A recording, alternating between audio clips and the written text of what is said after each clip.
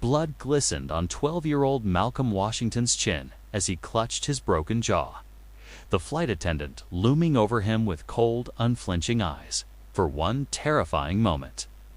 The cabin of Flight 1382 fell silent until a calm but commanding voice cut through the air. "This ends now." The voice belonged to Federal Judge Elaine Richardson, and what she did next changed everything. Before we unfold this shocking story of injustice, at 30,000 feet, take a second to like, subscribe, and let us know where you're watching from, because stories like this, stories of courage and truth, matter deeply. You're watching Inspire Now, where real stories remind us that justice still lives, even when the world tries to bury it. At Gate B-17 in Atlanta, Malcolm clutched his blue backpack like it was armor. It was his first time flying alone, a scholarship student heading to a summer STEM program in Chicago. His mother, Tara, double-checked every detail: boarding pass, ID, emergency contact form, and the invisible list every black parent knows by heart. "Remember," she whispered, "be polite. Don't raise your voice. Keep your hands where people can see them. And don't argue, even if you're right."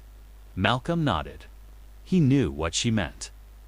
At 12, he already understood how differently the world could treat someone who looked like him.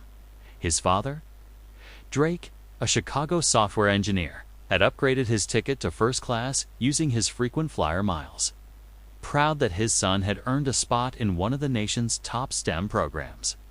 Across the terminal, Judge Elaine Richardson sipped her coffee, reviewing notes for a court hearing the next day.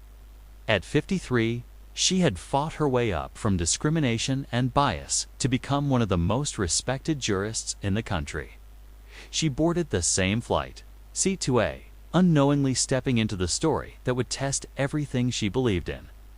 When Malcolm entered the plane, the lead flight attendant, Brian Connor, glanced at his ticket and frowned. "You're in first class?" he asked, tone sharp. "Yes, sir. Seat 3C." Connor led him down the aisle, stiffness in every motion. Judge Richardson, watching quietly, caught the hint of contempt in his body language, the kind she had seen in countless courtrooms. Subtle but poisonous as the flight leveled off.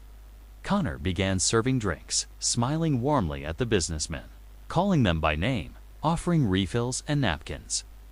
But when he reached Malcolm's row, he skipped him entirely. Malcolm waited. 10 minutes, 15, then pressed the call button. Yes. Connor's voice was clipped.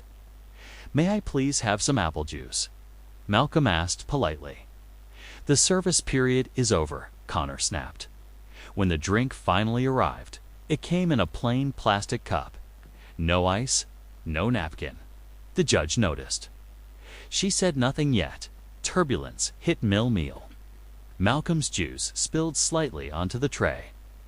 Connor rushed over, loud enough for everyone to hear. "Look what you've done. You people always make a mess." That phrase, "you people," sliced through the air like a blade. Judge Richardson's eyes locked on him. She began quietly documenting everything on her phone, time-stomping each action. Malcolm sat frozen, repeating his mother's warning in his mind. Stay calm. Don't react. Don't give them a reason. But fate had other plans. As the plane began its descent toward Chicago, Connor stormed up the aisle. "Your tray table's not stowed," he barked. "It's already up, sir," Malcolm said carefully. "Don't contradict me."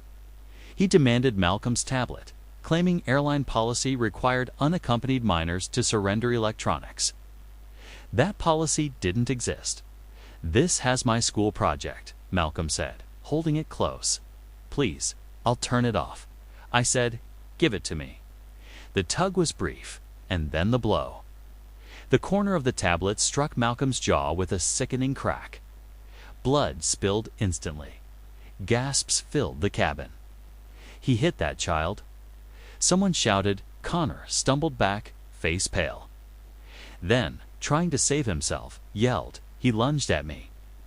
Malcolm's mouth opened, but only blood and pain came out. Judge Richardson rose to her full height. "I am Federal Judge Elaine Richardson," she declared.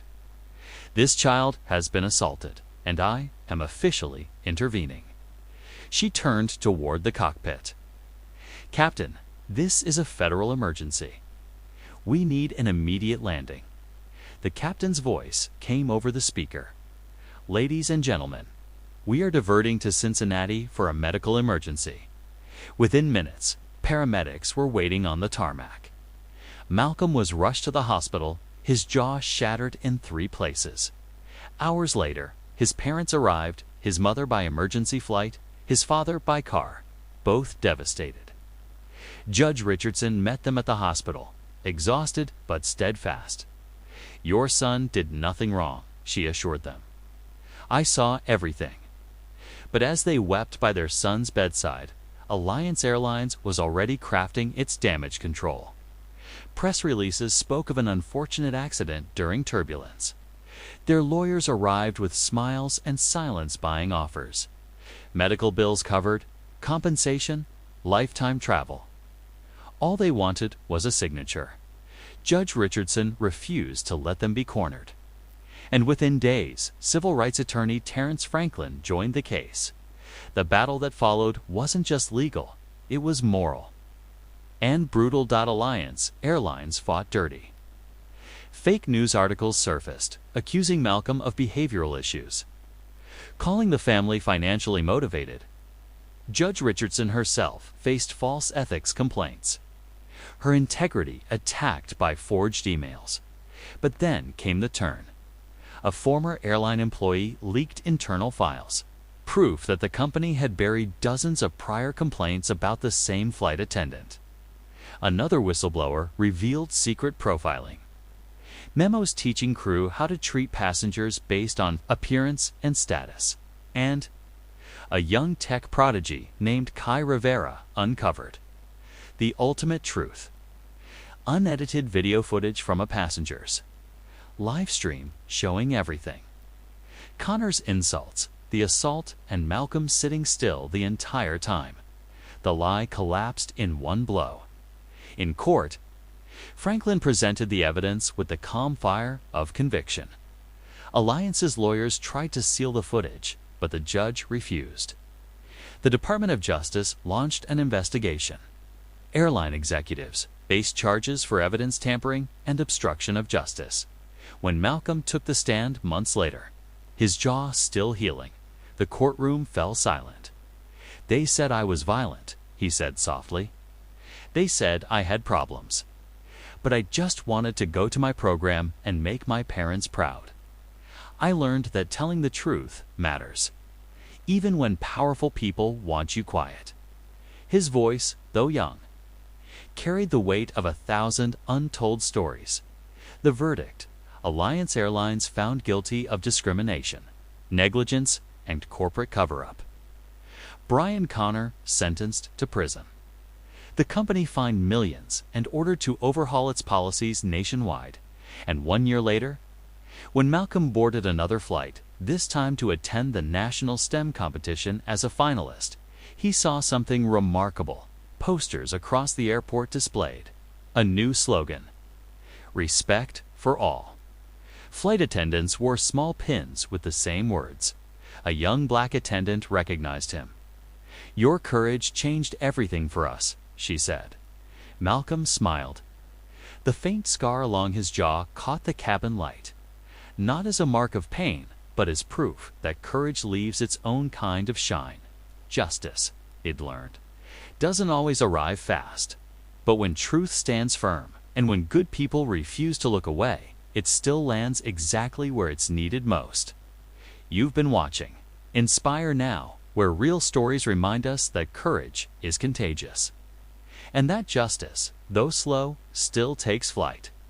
If this story moved you, like, share, and subscribe, because your voice matters. And together, we make sure stories like Malcolm's are never silenced again.